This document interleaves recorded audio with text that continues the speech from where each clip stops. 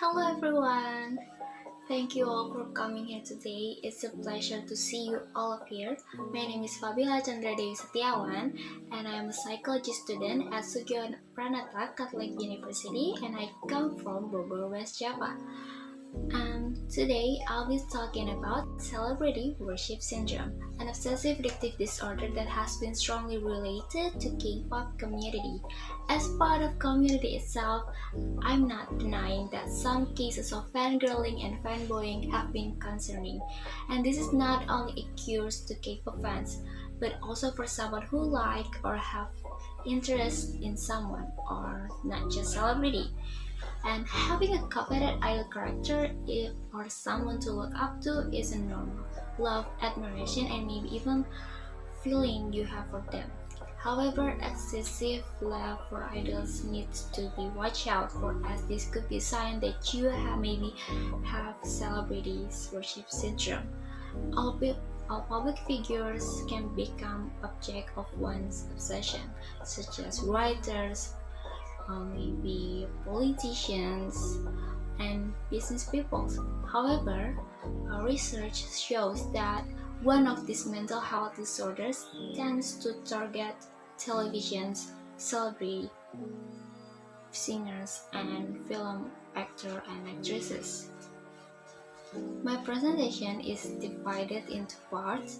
First, I'm going to explain celebrity worship syndrome that has been described as an obsessive addictive disorder, and then I'm going to tell you the aspects, characteristics, and the dimensions of it, and finally I'm going to discuss the best solution or maybe way to prevent the syndrome. My presentation will take maybe about 20 minutes or so. Don't be worried about taking notes because I'll be handing out copies of the file and handout at the end of my talk. So let's get started. Now let's move on to some explanations of what is celebrity worship syndrome is. As I mentioned before, based on Psychology Today, celebrity worship syndrome has been described as an obsessive addictive disorder where an individual becomes overly involved and interested in the life of celebrity. Any person who is in the public eye can become the object of the person's obsessions. McCutcheons broadly defined celebrity worship syndrome as liking or adoring certain celebrities or idols who affect the lives of a fan that can be described as an obsessive actions toward something. And according to Design Bagus, one of the things found in celebrity worship syndrome is parasocial behavior, namely a one-way imaginary relationship regarding closeness to celebrities. Okay, we've looked at the explanations of the celebrity worship syndrome, and I bet all of you will start to feel familiar with this. So let's move on to the next part of my presentation that I'll tell you about the dimensions of the syndrome. Subsequent research on big samples by Maltby and his team identify three independent dimensions of celebrity worship. These were on a continuum that divided into three independent dimensions, and named first dimensions or the first stage is named entertainment social dimensions, and second is named intense personal dimensions, and the third stage or the third dimension is named borderline pathological. The first dimension is the entertainment social dimension. It related to attitudes where individuals are attracted to celebrity because of their perceived ability to entertain and to become social focus on conversation with like-minded others. One typical example of behavior being in these dimensions is when individuals like to talk about things related to their idols with fellow friends who have same interests in the same idols. The second dimension is the intense personal dimension that relates to individuals that have intensive and compulsive feelings about a celebrity. This dimension causes someone still need to know anything about this celebrity, from the latest news to informations about the celebrity's personal lives. And the third dimension, the last stage of the celebrity worship syndrome, is the borderline pathological dimensions that relates to individuals who display uncontrollable behaviors and fantasies relating to a celebrity. This is illustrated in an attitude such as willingness to do anything for the celebrity's sake even though it is against the law, such as obsessive stalking and privacy invasion. Let me turn now on to the characteristic of the syndrome. Some findings suggest that individuals who engage in celebrity worship syndrome have certain personality traits and characteristics, and some of them are linked to overt psychopathology.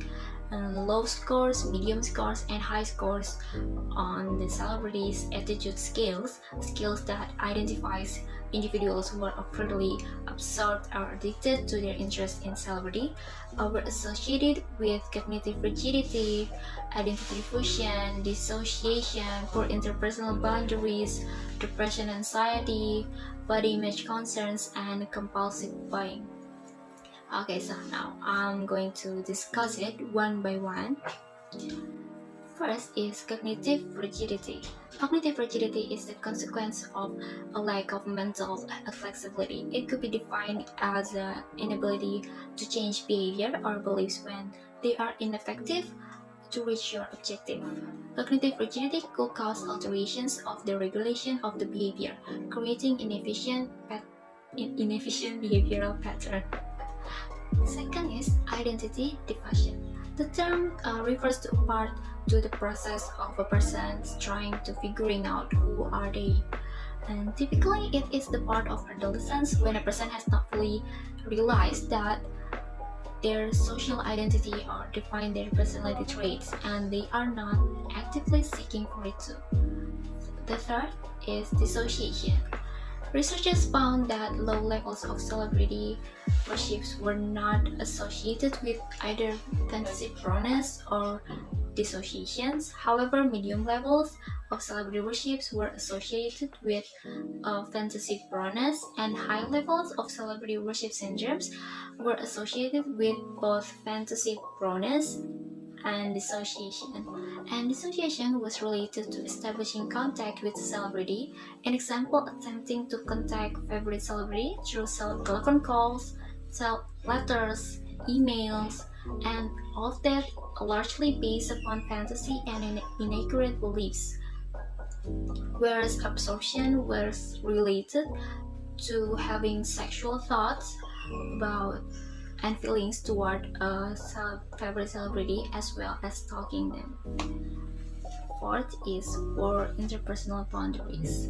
Interpersonal boundaries help define your personal identity, integrity, relationship, and security. And for example, if an individual feels responsible for helping a friend regardless of what that friend asks for them, and when they ask for it, that person may feel manipulated and even resentful over time. And weak boundaries may mean an individual is more susceptible to being taken advantage by others. Fifth is depression and anxiety. Researchers found that higher levels of celebrity worship were associated with overall poorer mental health. Specifically, respondents with higher levels of celebrity worship had higher levels of anxiety, depression, somatic symptoms, and social dysfunctions, as well as lower levels of life satisfaction and less positive effect. Sixth is body image concerns. Celebrity worships tend to have body image concerns that lead to a likelihood of undergoing cosmetic surgery, which most often consisted of Botox treatment, soft tissue filler, breast augmentation, breast lift, laser skin resurfacing, and rhinoplasty. Lastly is compulsive buying.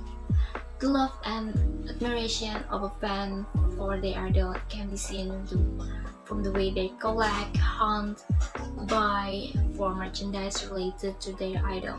Buying concert tickets and merchandise is form of support, loyalty, and devotion for their idol. Fans will not hesitate to buy albums, poster, photos, keychains, watches, t-shirts, clothes, cosmetics, and concert tickets at prices that are not cheap at all. And the desires of someone to buy goods will be continuously until they are unable to withstand the desire to buy.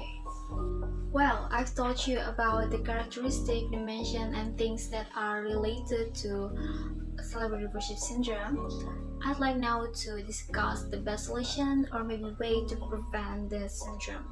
Societies in general tend to worship celebrities. When that worship develops into thoughts and behavior that negatively impact a person's life, actions must be taken. Stopping or lessening the activity of the struggle can be easily attainable. So I have method 1. We need to analyzing the situation. We need to examine who is this person by identifying the quality that are appealing to you. Physical attraction is likely not only the reason we find yourself drawn to him or her. Many times we see qualities in celebrities that are not present in our own lives. Perhaps they demonstrate kindness that everyone they see, and maybe we feel most people in our life are not kind, and we need to remember that celebrities are showing the world persona, an ideal masked version of themselves, minus their fundamental and true character traits. We don't usually see them having bad day or a private moment, right? Because it may ruin the image and personal brand that they have been working to build. And we need to determine what impact your obsession is having on other relationships in your life. Your mind can become so crowded with thoughts about celebrity that you have little room for anything else. Are you isolating yourself instead of participating in events? Are you feeling depressed and anxious around others and escape to privacy to reconnect with the object of your obsession? These are common obsession. These are common emotions for those with celebrity obsession. Analyze why you think you have this obsession. According to research, celebrity obsession can serve two functions. First is companionship and personal identity. Do you feel lonely and need someone who understands you, or perhaps you like the way celebrity handle himself or herself and you want to be like her? And ask yourself, when you experience thoughts and feelings about the celebrity, are they occur in reality? Do you imagine yourself hanging out with celebrity but truly believe it would happen? Or do you pretend to know that what are they thinking about certain person or situation? One-sided relationships are considered to be parasocial, meaning one person extends emotional energy, interest, and time, while the other party and the persona is completely unaware about their existence. The next method is bringing the change. Identify the level of your obsession. It is beneficial to know in which category you will place yourself. The more where you are of your behavior, the more likely is that you are ready to make a change in your thoughts and interpretations. And you need to expand your interests. Try to identify 3 activities you would like to learn more or participate in. This will provide healthy distractions and will help you build new, meaningful relationship with others. If you have hard times to find it, take suggestions from family and friends, and because they might give you ideas that you haven't thought of. The third method is creating a balanced life. Determine if you need to stop all activities associated to the focus of your session. Some people work best abruptly, stopping all activities, while others need to gradually reduce their exposure. Whichever you decide, you will need to have strategy in place to increase your chances of achieving your goal. And whatever it is the best for you. And you need to meet new people by joining groups, volunteering, and working. You can find people who will meet your needs. That are willing and able to form real relationship with you. There are hundreds of opportunities to help others, and everyone knows you feel good when you do. If you want to cope better with the stress of trying to make personal change and serve others. And if you still are struggling with all that, seek professional help to identify the behaviors you will change if you are struggling to do it by yourself. Do not afraid to seek professional help, okay? And for those who know someone who is seriously obsessed with celebrity, please try to realize that they are only looking for love and value. You can help them by talking to them and make them want to be their own hero. Teach them the value of hard work, perseverance, and faith. Okay, we finally reached the end of my presentation. Let me quickly summarize the major points of my presentation. First, celebrity worship syndrome is a type of obsessive-compulsive disorder. Anyone who is in the public eye can become the focus of someone's fixation. And parasocial behavior is one of the characteristics of celebrity worship syndrome. Second, those who adore or maybe going through this syndrome have particular personality traits such as cognitive rigidity, identity deficiency, dissociation, poor interpersonal boundaries, depression and anxiety, body image concerns, and compulsive pain, that some of which are linked to overt psychopathology. Lastly, I've suggested some methods about how to manage and prevent the syndrome. Please try to understand that if you know someone who is truly absorbed with the celebrity or going through the syndrome, they are only asking for love and worth. Perhaps we could assist them by encouraging them, inspiring them to be their own hero, and instilling them in the value of hard work, perseverance, and tenacity. Well, I think that's all for my presentation about celebrity worship syndrome. If you have any questions, comments, suggestions for what about I've presented, please feel free to address them. Good afternoon. Thank you for your attention. See you next time. Bye bye.